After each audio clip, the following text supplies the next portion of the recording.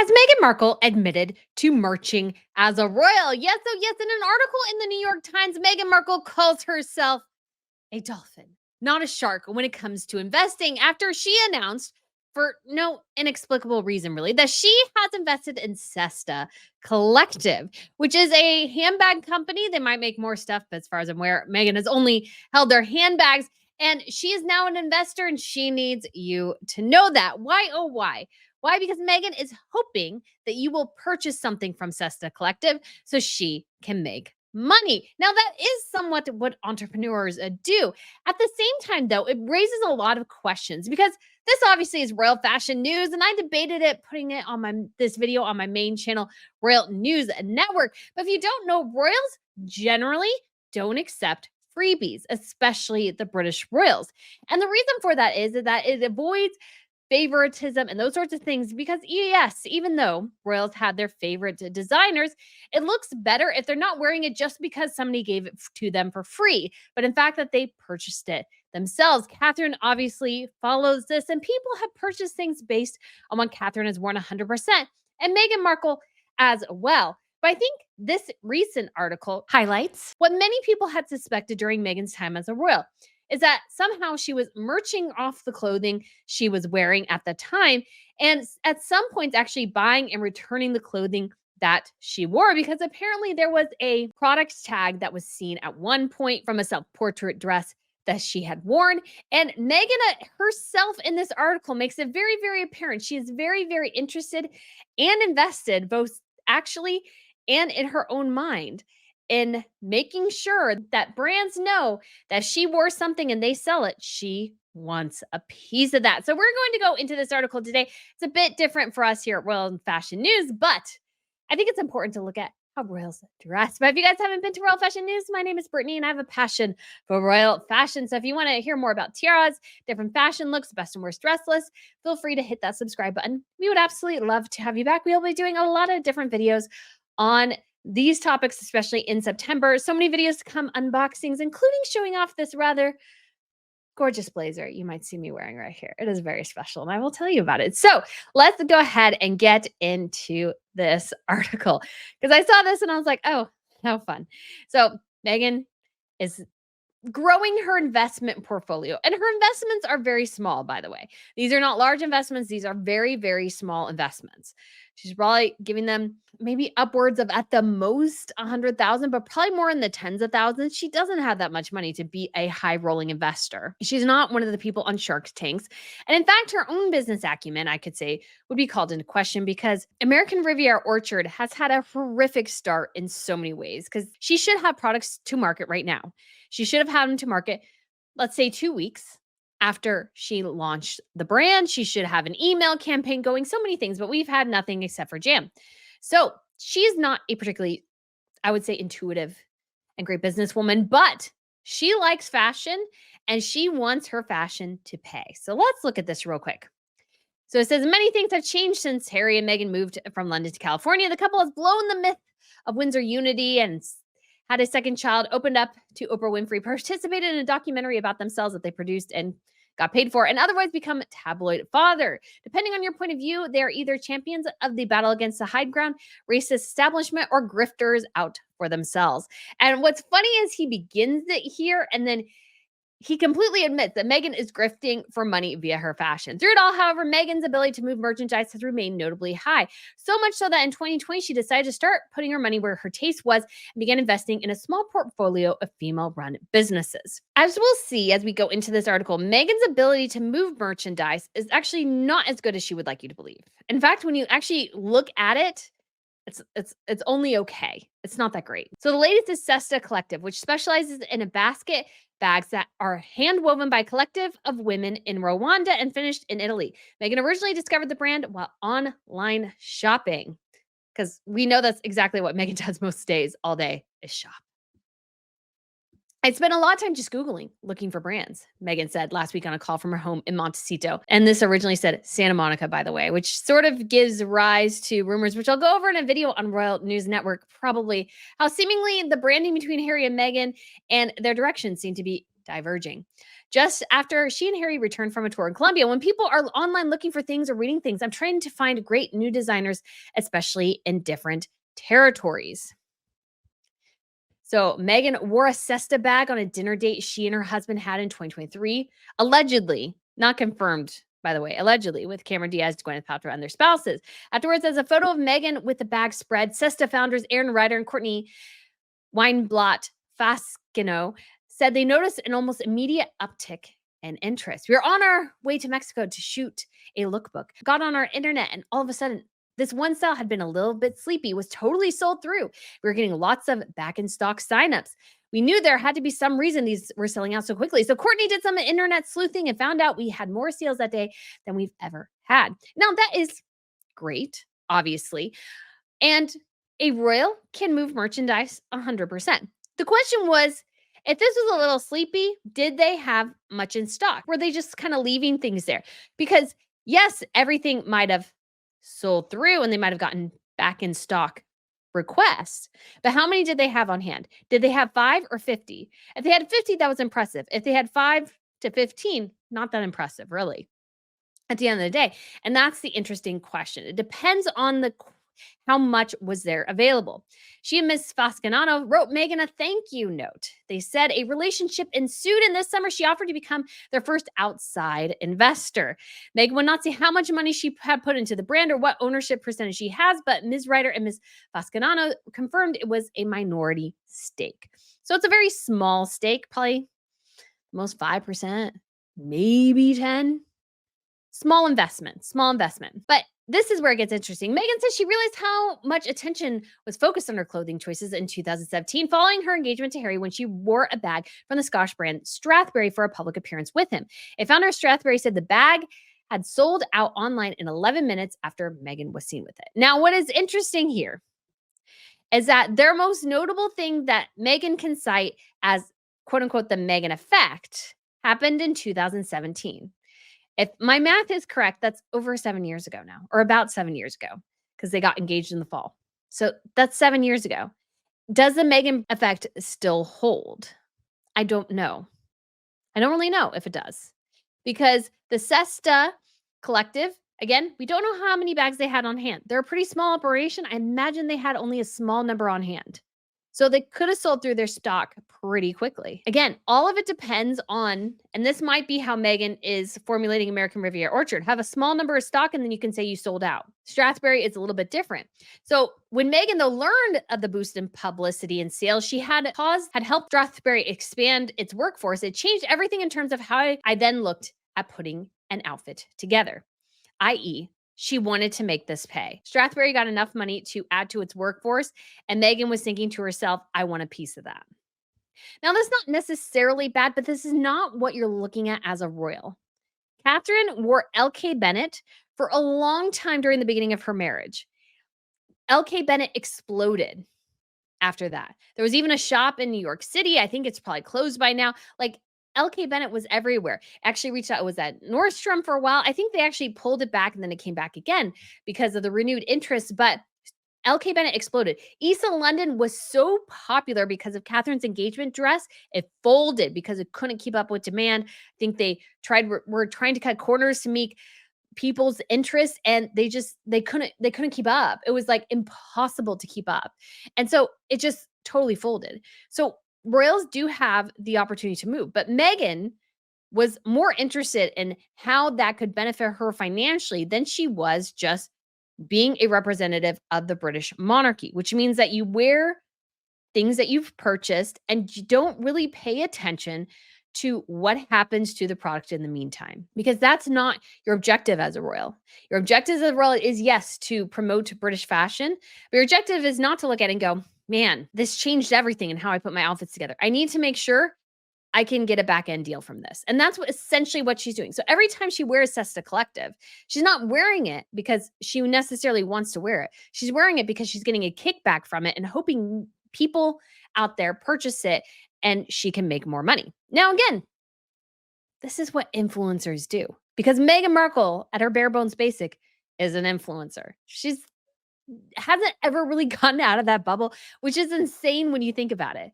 She totally saw this thing and was like, I'm going to monetize it. She didn't think, oh, that's really cool. Look at me. I'm supporting British fashion industry and everything. I'm doing this amazing work helping. No, no, no. She was like, how do I make this pay? Because that's what she's doing. She's making it pay.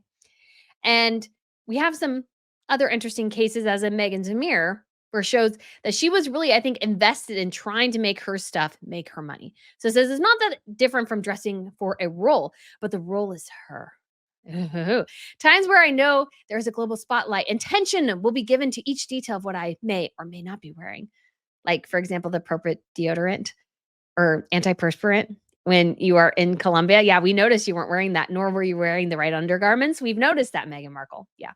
Then I will support designers I have really great friendships with and give her freebies and kickbacks, and smaller up and coming brands that are desperate for attention. So they'll give her free things that haven't gotten the attention that they should be getting. Like Joanna Ortiz, which I'm sorry, most of the designs are terrible, or Carolina Herrera, or Oscar de la Renta, or Dior. Yes, those brands are not getting enough attention, Meghan Markle. So she needs to do that. Yeah. Or Joanna Ortiz, which is outrageously expensive. It's very expensive. Most women would not be able to afford that. She says, that's one of the most powerful things I'm able to do. And that's simply wearing like an earring that I can make money from. Again, this is all about making money.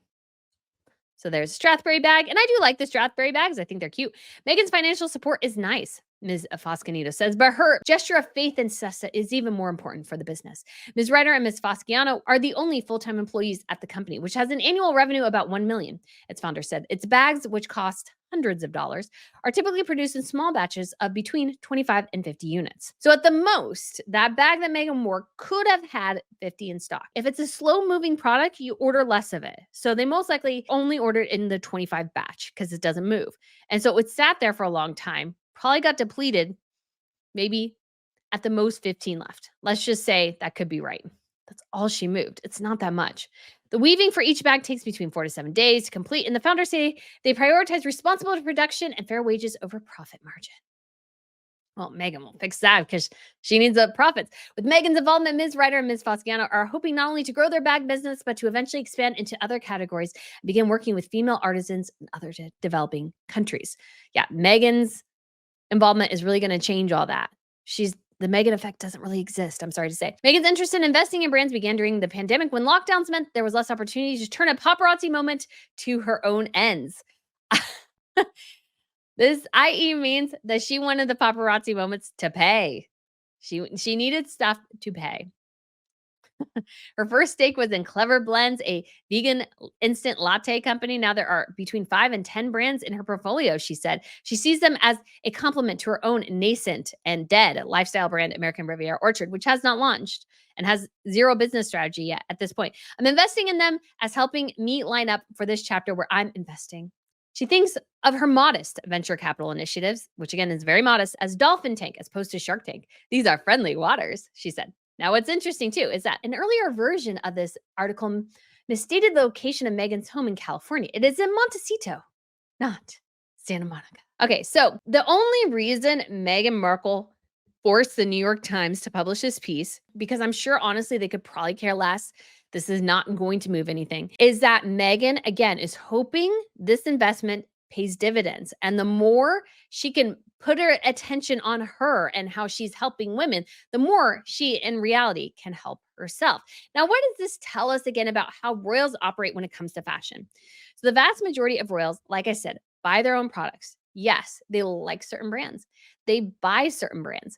Nothing at all wrong with that whatsoever. But royals don't accept freebies generally. I'm sure some do, but generally they don't. Because again, it shows favoritism for a particular brand. And they're wearing something not because they want to wear it, but because somebody essentially is paying them to. So there's a difference there. We also have royals representing the brands of their country. So Catherine wears a lot of British designers. Victoria wears Swedish designers as she can. You know, Maxima tries to wear Dutch designers. Mary tries to wear Danish designers. Letizia, Spanish designers. So all these things work together to promote and support industries and businesses within the ladies' respective countries. Now, there are some aberrations to this. So, for example, Charlotte Katsaragi, although this could be changing since we've had a change in the artistic director of Chanel. She was a brand ambassador for Chanel. She's the daughter of Princess Caroline of Monaco. So she does not have a royal title, but is still very, very connected to the royal family. She goes to a decent amount of royal events, usually Monaco National Day every year, at the very least, if not a smattering of ones in between. We also have Beatrice Borromeo, who is a brand ambassador for Dior, in addition to her husband, which I think has been a fantastic partnership. And there are minor royals throughout Europe, like Cleopatra von Spielberg, I think is part of her name. Her first name is Cleopatra, part of her last name is Spielberg. I forget the rest. But she is married to a minor German royal, and she is a brand ambassador for Mont Blanc. I believe also she has a relationship with Dior. So these more minor royals do have relationships with brands, but they're also not working royals generally. They show up to royal events in varying degrees, but they are not working royals because a working royal is there to represent their country. They're not there to make a kickback. They're there to represent your country. And Meghan has always wanted the monarchy to pay. That's what she's wanted. She wanted it to pay her. And that's not how royal fashion works. It's just not. It's absolutely not how royal fashion works. Royals are there to be ambassadors for their country. They're not there to make a kickback from it. And because Meghan Markle always wanted it to pay and it didn't, that's why she left. She wanted the money that it wasn't going to give her. And so she's like, well, I'll leave and then I'll figure out how to make all of this pay for me. And she did, to be fair. But is it really how royals should operate? And should she be admitting that essentially she wears things so she can make money from it? She's not wearing it necessarily because it looks good on her, because Meghan Markle has worn some pretty hideous ensembles, including several Carolina Herrera ones. This red dress, I feel like, is one of the worst things I have ever seen. The construction, the look, it is horrific. It's ugly as all get out on her. It looks terrible in every stretch of the imagination. And she has worn some other very unflattering ensembles. So is she wearing them because she actually thinks she looks good in them, or is she wearing them because she gets money from it? And I will add too that yes, the Kate effect does exist. And to a lesser extent, I think the Meghan effect does, because this particular blazer that you can see right here is an Alexander McQueen asymmetrical red blazer, very similar to the one that she is wearing here at the coronation concert and at an early years project event. So yes, I bought this in part because I was like, oh my gosh, it's a red asymmetrical blazer and Catherine has that. And so I need that. Did I really need it? No, I didn't. No, I didn't. I really didn't need it. But it is very, very cool. And I was inspired by a royal to wear it. And yes, royals are somewhat like influencers in a very minor way because what they wear does matter and have an impact. People see what I wear on this channel like, "Oh my gosh, I want that." And I'm like, "Yeah, here you can find it here." Now, I don't know if you can find this particular one because I found it on sale.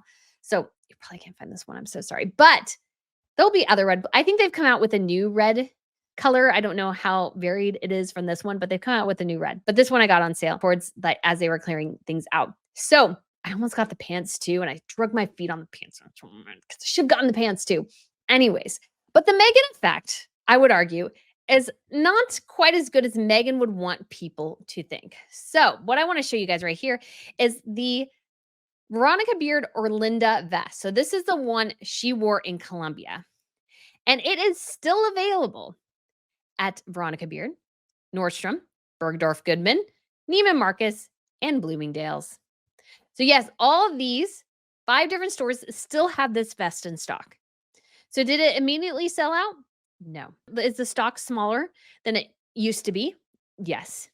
But this brand, given that it is $600, I imagine they make batches and probably very much similar to Sesta Collective. And these are probably already sold a little bit already.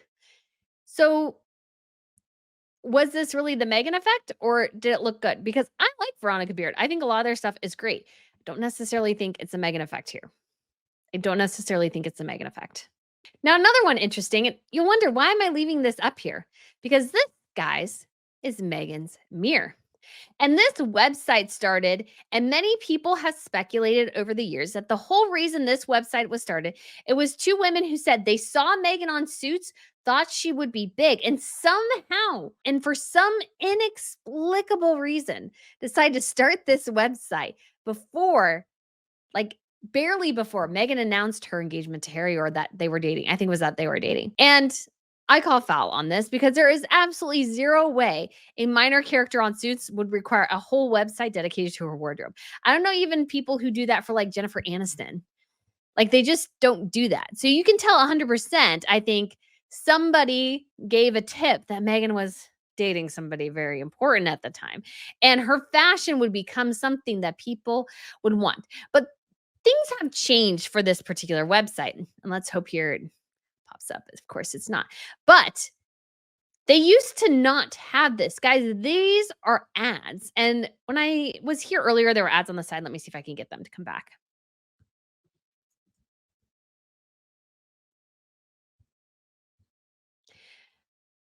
So you have an ad down here. Obviously, we started with an ad as well. Oh, they photoshopped that. That's so lame. Anyways, they are putting ads on this website, which they didn't used to do, even obnoxious ones that take up the whole screen. Why? Because Megan's fashion doesn't pay.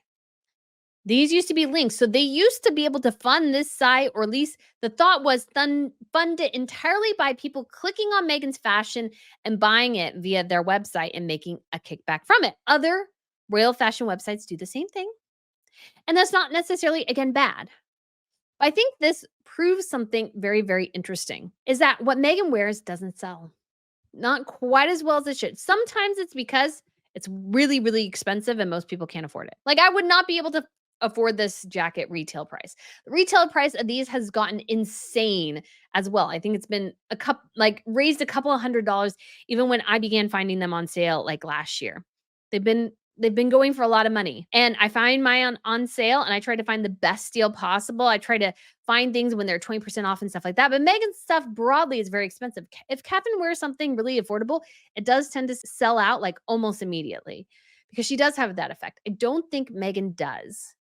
And I think she wants it to, though, because again, she wants her fashion to make her money. Unfortunately, she tends to pick not the best ensembles. So it's kind of hard to go, yeah, I want to wear what Meghan Markle is wearing. And I'm like, oh, she looks terrible. But again, I will say the vest from Veronica Beard looked great. But I think Meghan, again, has an overall problem, which is that I don't think too many people are biting at what she's selling, but she is desperate to. She is desperate to make as much money as possible. She's desperate to do anything. She'll try any angle to make money. And yes, people can praise her for investing in female run businesses and all that. But I think it all goes to show and prove that Meghan didn't really care about being a royal to support the British monarchy. She cared about being a royal to support Meghan Markle. And so her fashion is reflected in that.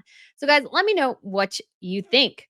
Do you think Meghan Markle was merching her entire time as a royal or attempting to and got blocked? Do you think she kept all the freebies, as allegedly, I think, reported that she wasn't supposed to? So, anyways, guys, let me know what you think. Thank you so much for watching, and I shall see you soon. Bye.